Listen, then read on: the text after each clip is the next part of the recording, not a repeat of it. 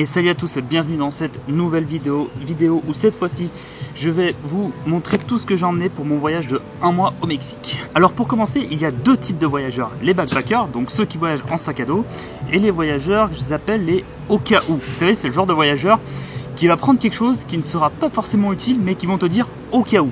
Voilà, donc moi je fais partie de la team des backpackers et alors là les photographes vont peut-être criser un petit peu parce que je déteste les sacs photos. Je trouve ça cher et je trouve ça vraiment pas pratique, vous savez, avec les endroits où on range tous les objectifs, où il faut ranger un endroit le boîtier, un endroit le drone et tout ça. Donc moi j'utilise un sac à dos militaire, ça fait 5 ans que je l'ai, il m'a coûté à l'époque une quarantaine d'euros, donc c'est franchement accessible, hein. Il a pris toutes les conditions possibles, imaginables, enfin voilà, c'est vraiment du très costaud. Et donc sans plus tarder, voyons voir ce qu'il y a à l'intérieur de ce magnifique sac. Donc c'est un sac qui passe en bagage cabine. Et le problème c'est qu'en moyenne il fait 18 kg. Et en bagage cabine, 18 kg, ça passe pas. Mais j'ai eu de la chance parce que en 5 ans j'ai pris 125 fois l'avion. Une fois où il y a une personne qui a demandé à peser mon sac et c'est pas passé. Donc une fois j'ai dû payer. Et pourquoi je voyage en sac à dos et j'ai pas une valise? Tout simplement c'est que j'ai la flemme de me trimballer une valise quand je visite dans un pays. Deuxièmement, quand vous prenez les avions low cost, les valises il faut les payer en plus. Donc c'est un petit peu dommage de perdre de l'argent là-dedans. Par contre là je vais parler que de mon voyage au Mexique. Ça se trouve si je vais partir en Finlande, ou si je pars aux États-Unis, ou si je pars en Chine, ou n'importe où, ça va forcément changer. Peut-être que dans certains pays, comme il fait très froid, je vais avoir besoin de gros pulls, de grosses vestes, donc là, forcément, je prends une valise. Mais là, c'est uniquement donc, pour mon voyage au Mexique, j'insiste là-dessus. Alors, on va commencer par le plus important, le Mac. Voilà. Tac, le Mac que je glisse derrière, on peut ranger les documents, on peut ranger plein de choses. Les baskets, qui m'ont en 1 mois strictement pas servi. Peut-être une fois. Ouais, je crois juste une fois, mais voilà, là je suis en tongs toute la journée, du matin jusqu'au soir. Ensuite, qu'est-ce qu'on a? On a la manette de mon drone. On a une paire de chaussettes. On a le drone. Objectif, c'est le 55-300 que j'utilise principalement pour faire des photos animalières. La DJI Osmo Action, pour faire des plans sous l'eau, c'est avec ça que j'ai fait ma vidéo sur les cénotés d'ailleurs. Un débardeur. Mon petit bandana de pirate, je me suis servi une fois. Mon objectif 18-105 que j'utilise à 80% des cas pour la photo ou pour la vidéo. Et l'avantage de cet objectif, c'est qu'il est stabilisé contrairement à celui-là. Et ça c'est dommage parce que j'adore mon 10-20, c'est un de mes objectifs préférés, mais il n'est pas stabilisé et ça c'est très chiant. Deuxième paire de chaussettes, que en fait au final je m'en suis pas servi. Hein. Basket chaussettes, je m'en suis pas servi au final. La chemise de vacancier, on apprécie, n'est-ce pas? Alors oui, par contre, moi je range à l'arrache, hein. Il n'y a pas de question de pliage, de repassage, ni quoi que ce soit. Deuxième chemise, que c'est là que vous commencez à connaître depuis le temps.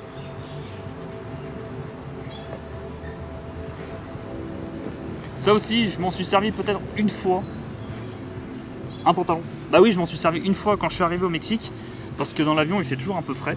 Et du coup, l'avion en short et en tongs, c'est pas vraiment conseillé. Hop. Ensuite, permis international, très important si vous voulez louer une voiture parce que tous les pays n'acceptent pas le fameux permis rose. Il faut celui-là, donc moi j'ai le permis auto et moto. Principalement je loue des voitures, sauf 2 fois au Vietnam et au Cambodge j'ai loué une moto qui était carrément plus pratique. Et ici j'ai failli en louer une aussi, mais en fait au final je me suis dit non, en bus ça va très bien, c'est vraiment pas cher. Et c'est très pratique, très important, sinon je ne serais pas ici. Le passeport qui est extrêmement fatigué. Pantacourt, je me suis servi quand même 2 ou 3 fois. Hein. Ah oui, ça c'est mon maillot de bain en fait, accessoirement. Et honnêtement, mon maillot de bain, ouais, je crois que c'est le truc que j'ai dû le plus me servir parce que, soit en balade ou soit là je passe mes journées à la plage ou à la piscine et du coup je suis quasiment tout le temps maillot de bain. Mes clés, mais ça on va revenir plus tard. Donc les clés je les laisse là parce qu'on va revenir plus tard. Un petit tournevis. Voilà, wow.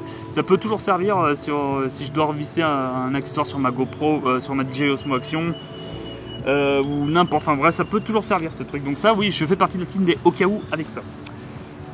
Bon là, brosse à dents, dentifrice, crème solaire, très important si vous avez une peau couleur cachée d'aspirine comme la mienne et que vous n'aimez pas la chaleur.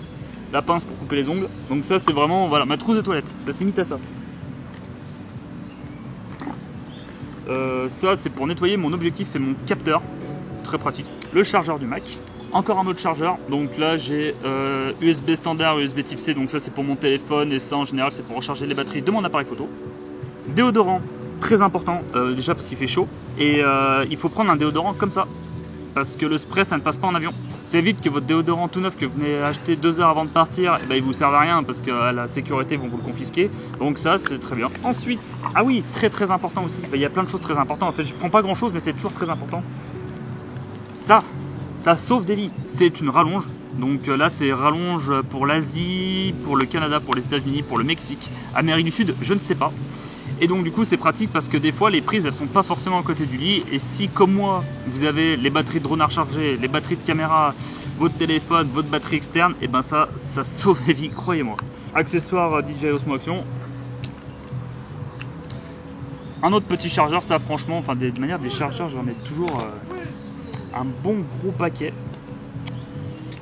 Un autre petit pied que je me sers, soit pour DJI Osmo Action, soit pour le réflexe, soit pour n'importe, ça aussi ça sert toujours. En fait, il y a carrément plus de matos photo au final que de vêtements. Notre batterie externe, très important. Très important. Ça sauve des vies. Deuxième batterie de drone. Sachant que la première est dans le drone et la troisième, je l'ai laissée au Canada parce que deux batteries, je pensais que ça allait suffire et au final, ça me suffit. Mon chargeur pour mon réflexe. Donc là, je mets mes 2 batteries. Je la recharge 2 batteries en même temps. Ça va 2 fois plus vite. Ma deuxième batterie pour le réflexe. Après l'accessoire DJI Osmo Action, une deuxième carte mémoire de 64 Go, sachant que j'ai 128 Go dans le réflexe, j'ai 64 Go dans le drone et j'ai 128 Go dans la DJI Osmo Action. Donc comme ça au moins je suis tranquille. Ça, très important parce que vu que dans la DJI Osmo Action et dans le drone c'est des micro SD, et ben si par exemple je me retrouve avec une carte pleine dans le réflexe et qu'il me reste de la place sur la carte mémoire DJI Osmo Action, et ben je prends ça. Vous voyez, hop, c'est un adaptateur, je rentre la carte SD à l'intérieur, ça va dans le réflexe et je peux continuer de faire mes plans. Ça aussi c'est très pratique. Après bon, j'ai toutes les conneries de la DJI Osmo Action, vous voyez, toutes les petites vis et trucs comme ça. Hop. Petite clé USB en forme de Formule 1. Ça aussi, c'est important. Tac. Ensuite, ah oui, alors les clés, elles me servent parce que vous savez, quand vous allez dans le dortoir, des fois, et la plupart du temps d'ailleurs, et je recommande de prendre un dortoir avec ça, il y a des lockers, comment je peux appeler ça? Des casiers. Des casiers où on stocke nos affaires. Donc moi, comme par exemple j'ai mon Mac, j'ai pas envie de me le trimballer toute la journée, donc je le mets dans le locker. Et j'ai toujours un cadenas avec la clé qui va avec, parce que des fois il y a le locker, mais il n'y a pas de quoi le fermer. Donc c'est pour ça, il faut toujours avoir ça, très important aussi quand vous partez en voyage. Dernière chose, c'est ça, c'est de la crème anti-moustique. Et honnêtement, je crois qu'en un mois, ça doit être la 5e que j'achète, parce que ici je me suis fait défoncer par les moustiques. Voilà, donc ça c'est pareil, je sais même pas pourquoi je l'ai, parce qu'il est plus que vide le truc. Mais voilà, très important, parce qu'ici les moustiques, ils sont au taquet. Autre petit détail, un stylo. Un stylo, pourquoi? Parce que quand vous allez dans l'avion, la plupart du temps, donc que ce soit pour le Japon, pour le Mexique et pour d'autres pays, la Thaïlande aussi, vous avez en fait votre visa et en fait on vous le donne dans l'avion et il faut le remplir. Et vous avez toujours besoin d'un stylo et ça évite de demander à tous les passagers si quelqu'un a un stylo pour noter votre nom, votre prénom, numéro de passeport, l'adresse d'établissement, etc. Donc toujours avoir un stylo sur soi, très important. Et alors j'ai oublié de parler d'un petit détail, je n'ai pas de caleçon. Pourquoi? Non pas parce que je me travaille cul nu toute la journée, mais c'est qu'en fait, mon premier jour au Mexique, en fait, petite anecdote, j'en avais partagé un petit peu sur Twitter, donc il y en a peut-être qui vont se rappeler de l'histoire, d'autres peut-être pas. Alors quand je suis arrivé à Cancun, j'ai fait une lessive, j'ai lavé mes caleçons. Et mes caleçons, en fait, je les ai mis à sécher dehors. Vu qu'il fait 40 degrés, je me dis au moins ça va sécher en 2-2. Je suis parti à la plage, et à mon retour, il y avait l'étendard, il y avait plus rien. Mais genre, j'avais mis mes 4 caleçons, je crois, plus rien. Et je me dis, putain, merde, ils sont partis. Alors, du coup, je pensais à un petit coup de vent. Je commence à regarder aux alentours. Rien que dalle. Je vais voir la nana à l'accueil. Bon, alors c'est un petit peu gênant dit comme ça. Je fais, excusez-moi, est-ce que vous avez vu mes caleçons? L'autre, elle me regarde. Elle fait, bah non. J'y vais parce que je les ai mis dehors, mais il n'y a plus rien. Elle me fait, bah, je le sais pas. Je fais, putain, on va pas piquer mes caleçons quand même. C'est un con. On me pique, je sais pas, un polo Lacoste ou. Je sais pas, n'importe, un truc de marque, oui, ok, mais là, un caleçon. Et je me dis, le mec, ça se trouve, c'est peut-être un fan, c'est peut-être un abonné ultra fan de moi, déjà, c'est un petit peu flatteur. Mais au pire, c'est ce que je me disais au mec, si jamais il voulait un de mes caleçons, je lui en aurais passé un, je l'aurais signé, on aurait fait des photos ensemble. Et alors là, mon pote, je me suis retrouvé cul nu, du coup, pour le reste de la journée, j'étais toujours en maillot de bain, donc en maillot de bain, forcément, il n'y a pas de caleçon.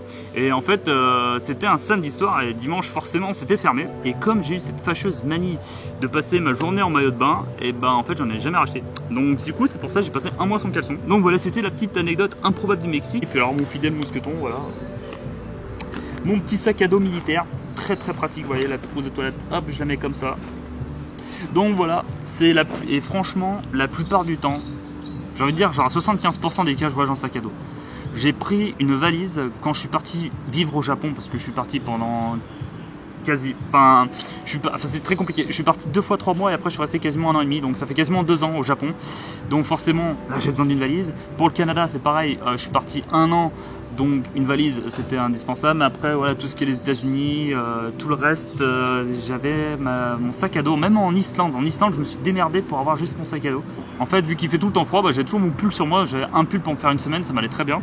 Avec des vêtements chauds, et vu qu'il fait tout le temps froid, du coup j'ai pas besoin de les ranger dans mon sac, donc ça c'est vachement pratique. Et puis la valise, ouais, je l'ai pas pris. Quand j'ai fait tout mon trip en Asie du Sud, c'est pareil, j'avais quasiment la même chose vu qu'il fait tout le temps chaud, donc j'ai pas besoin de gros vêtements. En fait, ouais, il y a plus de, c'est comme je disais tout à l'heure, il y a plus de matos photo que de vêtements en fait au final. Et après, les vêtements, tout simplement, la plupart du temps dans les hôtels ou les dortoirs, vous avez de quoi laver vos vêtements. Et aussi, oui, alors gel douche et shampoing, ça ne passe pas parce qu'en général, ils acceptent les échantillons de moins de 100 ml. Et la plupart du temps, en fait, au minimum, les shampoings gel douche, c'est 180 ml. Après, ça va jusqu'à 300-500 ml. Et donc, du coup, c'est pour ça que je n'ai pas de gel douche et de shampoing. Mais je fais en sorte que quand je prends un hôtel ou un dortoir comme ici, là d'ailleurs, il y a toujours du gel douche et du shampoing. Donc, j'ai pas besoin de ça. Et ils fournissent également la serviette, le gant de toilette, donc c'est pour ça que je mets toujours en toilette, j'ai vraiment le strict minimum, brosse à dents, dentifrice, crème solaire et déodorant. Voilà, j'en ai fait à peu près le tour, maintenant il faut que je range tout ça, vous voyez, regardez, hop. Il y a franchement pas grand chose pour 1 mois au Mexique. D'ailleurs, dites-moi dans les commentaires si vous êtes team backpacker ou team au cas où. Alors pour en revenir à mon hôtel, c'est un hôtel excellent, c'est un 4 étoiles, un dortoir 4 étoiles, c'est la première fois que je fais ça. J'en ai pour une semaine, j'en ai pour 50 $ américains, donc ça doit faire une 45 €, je crois, un truc comme ça. Et il est vraiment excellent. En fin de vidéo, je vous mettrai quelques petits plans de l'hôtel, mais franchement, j'adore. C'est un des meilleurs dortoirs que j'ai pu faire de toute ma vie et ça change du premier dortoir que j'avais fait à Cancun. Et alors, autre petite chose aussi que j'aime bien sur mon sac militaire, c'est qu'en fait, j'ai pu mettre des fixations là. Hop, je sais pas si on va le voir. Ah, j'arrive pas à l'enlever à d'une main. Voilà. Et du coup, en fait, là, j'ai des espèces de mousquetons. Donc, c'est du plastique, mais c'est très très solide. C'est ce qu'utilise l'armée. Et du coup, j'en ai là, j'en ai là. J'en ai là justement pour attacher mes chaussures par exemple. Et là c'est pareil quand je pars en trek, que je peux mettre de la corde, je peux attacher une gourde, enfin bref, je peux attacher plein d'autres choses. Et c'est pareil sur les côtés là, normalement j'ai d'autres sacoches que j'accroche mais que je n'ai pas et qui sont restées au Canada parce que je n'avais pas l'utilité pour ce voyage. Et voilà, c'est pareil, là je peux mettre encore d'autres poches. Et là, alors pour la petite histoire, les anciens savent, les nouveaux ne savent pas, Flo, donc F-L-O-W avec le haut barré, en fait c'était mon ancien surnom sur YouTube. Et j'ai dû changer pour une question de référencement parce que Flo c'est un groupe japonais très très très connu. Et malheureusement il me faisait un petit peu d'ombre, donc en fait quand les gens tapaient Flo sur YouTube, et ils trouvaient le groupe japonais mais ils ne trouvaient pas. C'est pour ça que j'ai mis mon vrai nom et mon vrai prénom. Peut-être qu'un jour quand j'aurai plus de succès que je remettrai Flo parce que voilà, Flo c'est mon surnom. Voilà, j'ai trop parlé comme d'habitude, les réseaux sociaux sont dans la description. Quant à moi, je vous dis portez-vous bien et à la prochaine. Salut!